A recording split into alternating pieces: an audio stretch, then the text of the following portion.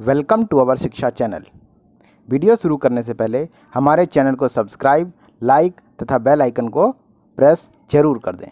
चलिए वीडियो शुरू करते हैं।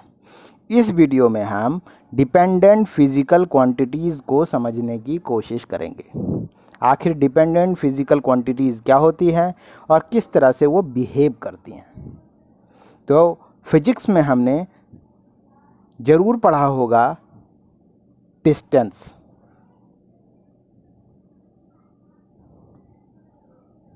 जब गाड़ी चलती है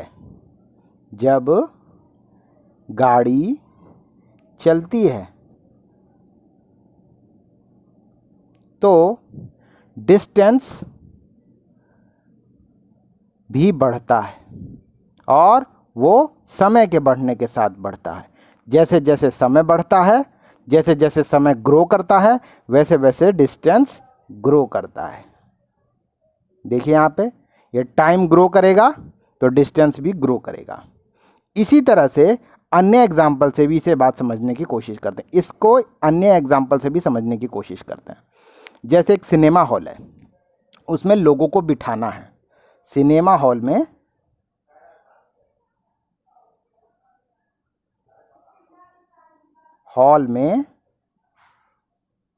लोगों को बिठाना है।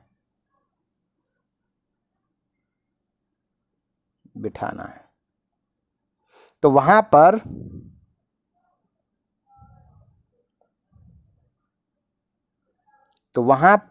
रो, नंबर ऑफ रो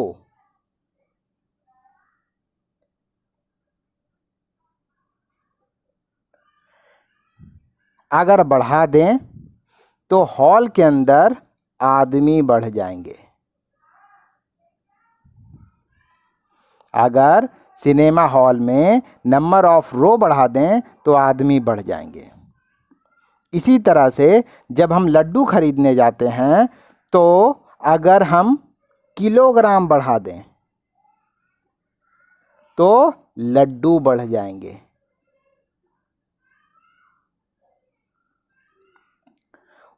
और एक और एग्जांपल ले लेते हैं। जब हमारी हार्ट बीट धड़कती है, जब हमारा हार्ट धड़कता है तो हार्ट बीट जो है समय पे डिपेंड करती है। जैसे जैसे समय बढ़ता है वैसे वैसे हार्ट बीट के धड़कने के टाइम बढ़ते हैं। तो मिनट बढ़ने के साथ हमारी हार्ट बीट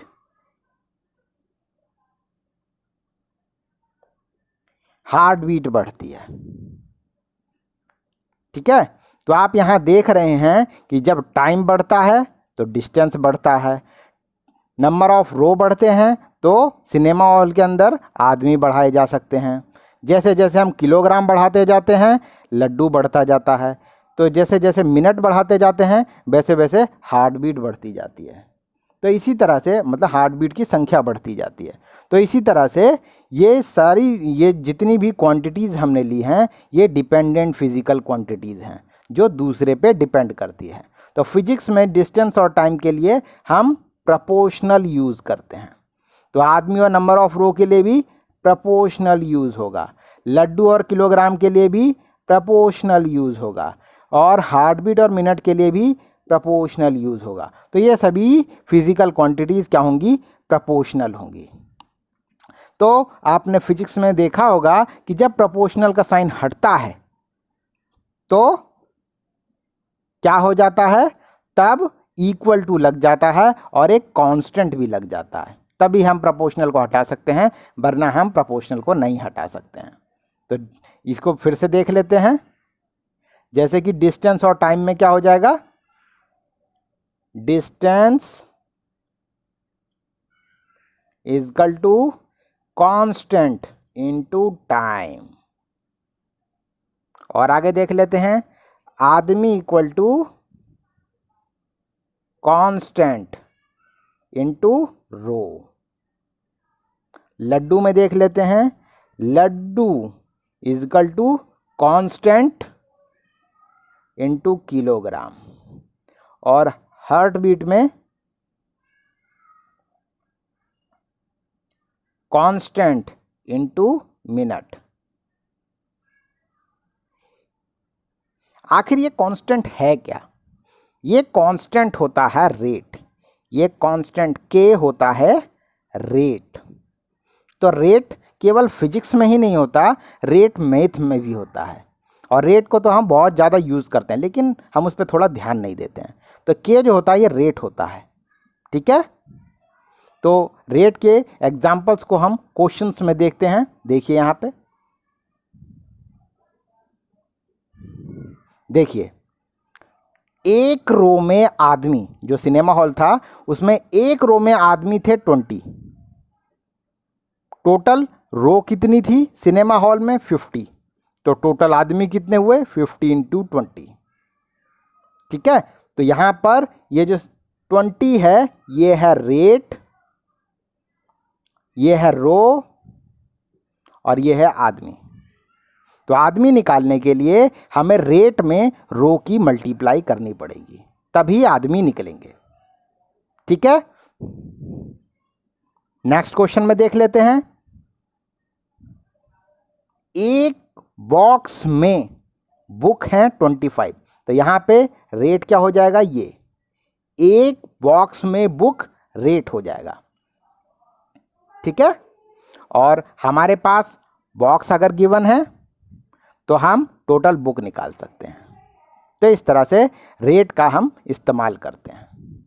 और देख लेते हैं, 1 किलोग्राम लड्डू, मतलब 1 किलोग्राम, 1 किलो मिठाई खरीदने के लिए लड्डू कितने हो जाते हैं?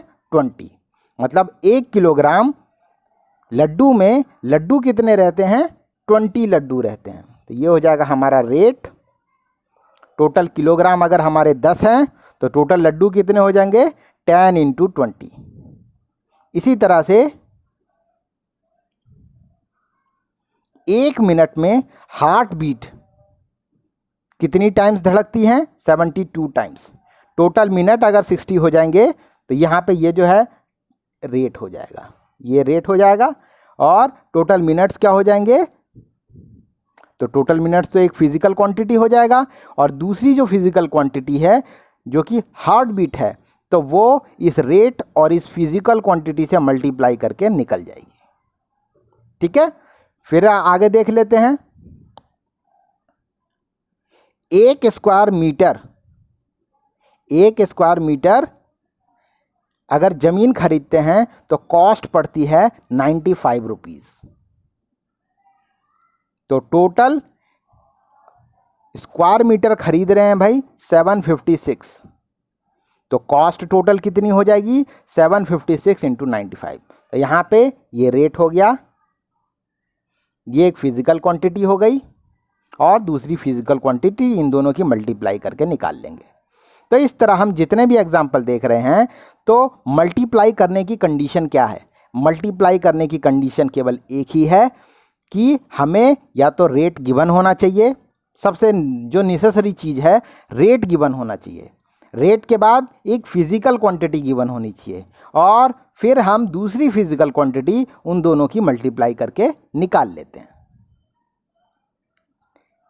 और भी एग्जांपल देख लेते हैं। एक डे का वर्क, एक डे काम करने का वेजेस है 55 रुपीज़।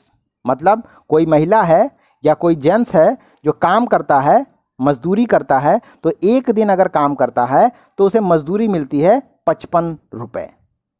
और टोटल अगर डेज मतलब कि जो टोटल कितने डेज वो काम करता है, वो जो डेज हैं वो 49 है। मतलब ये हो गया फिजिकल क्वांटिटी, और ये जो हुआ एक डे का वर्क वेजेस जो हुआ ये हो गया रेट।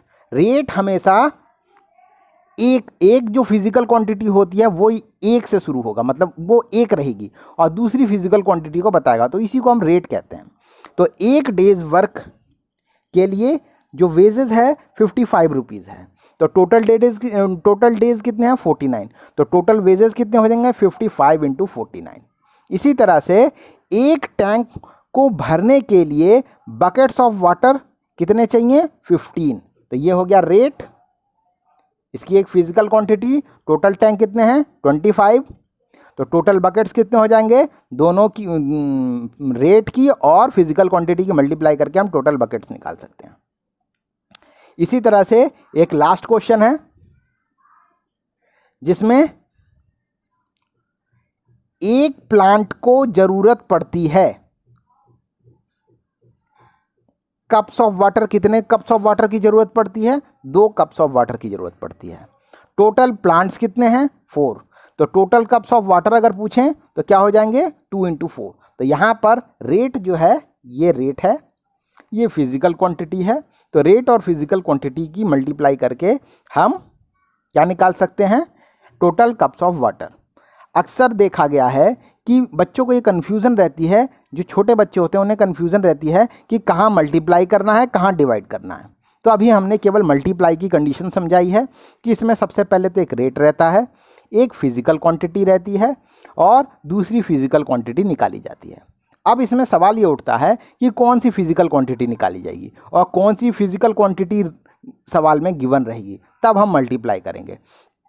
तो इसका जवाब रेट में ही छुपा होता है। यहाँ पे जो रेट में जो लिखा है, जैसे 1 प्लांट, तो ये जो 1 प्लांट है ये हमेशा बुक के अंदर रहेगा।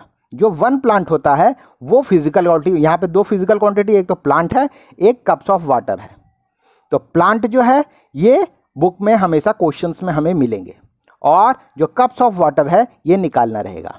तो इसी सिचुएशन में हम रेट में और टोटल प्लांट्स की यानी फिजिकल क्वांटिटी की मल्टीप्लाई करके हम टोटल कप्स ऑफ वाटर निकाल लेंगे। ये सब में ये अप्लाई हो रहा है, देख लीजिए आप।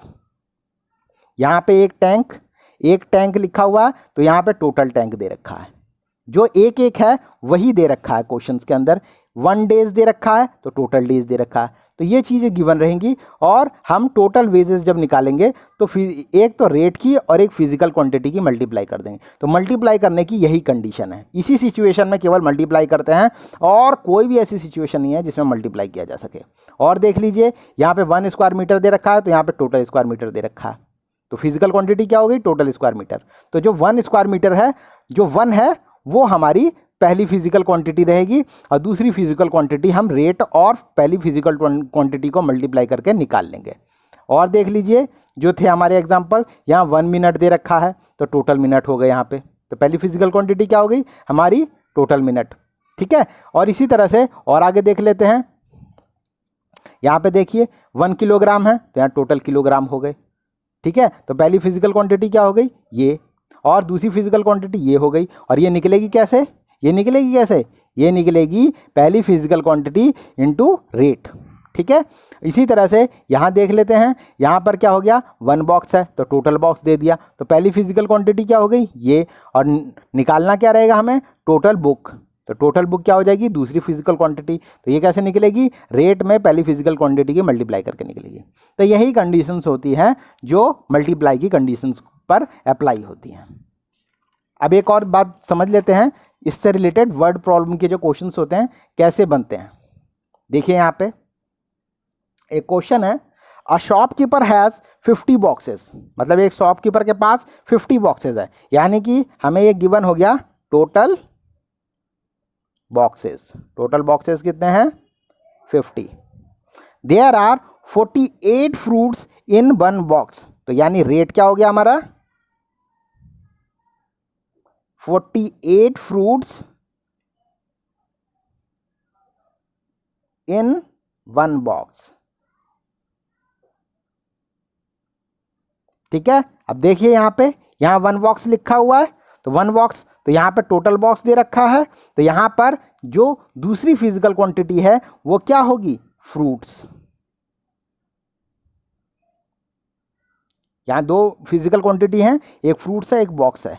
तो जो निकाला जाएगा मल्टीप्लाई करके, जो निकाली जाएगी फिजिकल क्वांटिटी वो फ्रूट्स होगी। तो यहाँ पे ये जो ऑप्शन दे रखे हैं, how much will the shopkeeper पे इन ऑल, यानी यहाँ पे पैसे निकालने हैं, तो ये तो निकल नहीं सकता है, तो ये क्वेश्चन हमारा गलत हो जाएगा, ये ऑप्शन गलत हो जाएगा। दूसरा देखिए, how much fruits are there in all. तो इस तरह के क्वेश्चंस में किस तरह का क्वेश्चन बनेगा ये इसमें निकालना था। तो how much fruits are there in all, तो यहाँ पे देखिए फ्रूट्स ही निकल सकते हैं यहाँ पे, और कोई और कुछ निकल ही नहीं सकता। तो ये हमारा यहाँ पे ये क्वेश्चन टिक हो जाएगा। यानी इसका क्वेश्चन क्या बनेगा? अगर 50 बॉक्सेस दे रखे हैं और रेट दे रखा है तो इससे बस एक ही क्वेश्चन बन सकता है, वो बन सकता है क्या? How much fruits are there in all. ठीक है, ये देखिए लास्ट वाला ये भी नहीं बन सकता। ये भी नहीं बन सकता, केवल यही क्वेश्चन बन सकता है। एक और एग्जांपल देख लेते हैं। देखिए, the cost of one book is 47। One book की कॉस्ट जो रखी है, यानी कि रेट गिवन है। तो गिवन क्या हो गया हमारे पास? रेट, जो कि कितना है? 47। सोनू बॉयज 47 हो गया कॉस्ट इन नहीं फॉर वन बुक। ठीक है, तो अब इसमें जो होगा दूसरी फिजिकल, अब यहाँ पे दो फिजिकल क्वांटिटी है, एक क्या है? कॉस्ट, और एक है बुक। तो हमारी जो फिजिकल क्वांटिटी हो जाएगी, या तो हम यहाँ पे टोटल कॉस्ट निकाल सकते हैं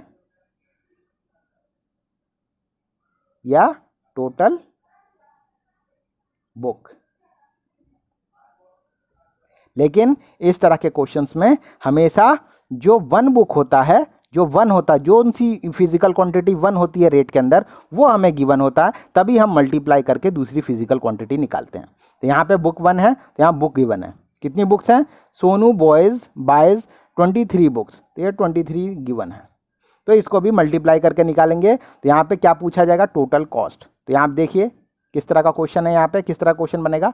how much money does she have? ठीक है, हाउ मच मनी मतलब कितने पैसे उसके पास हैं। तो ये तो होगा नहीं, ये कट हो गया। How much money does she पे फॉर द बुक? यही क्वेश्चन बन जाएगा, क्योंकि यहाँ पे टोटल कॉस्ट बतानी होगी कि जो 23 बुक्स हैं उसके लिए कितने पैसे देने पड़ेंगे। तो यहाँ पे ये आंसर हो जाएगा। What is the cost of 47 books? 47 तो बुक्स ही नहीं है, यहाँ पे तो 47 रेट है, तो ये भी गलत हो जाएगा। तो इस तरह से हमारे ये क्वेश्चन सॉल्व हो गए। उम्मीद है कि आप सभी लोगों का मल्टीप्लाई करने का कंसेप्ट क्लियर हो गया होगा।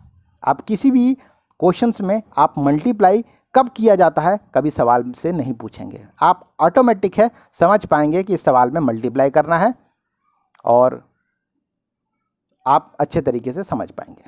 चलिए, अगर इस तरह की वीडियो और चाहते हैं तो हमारे वीडियो को सब्सक्राइब, लाइक तथा शेयर जरूर करें।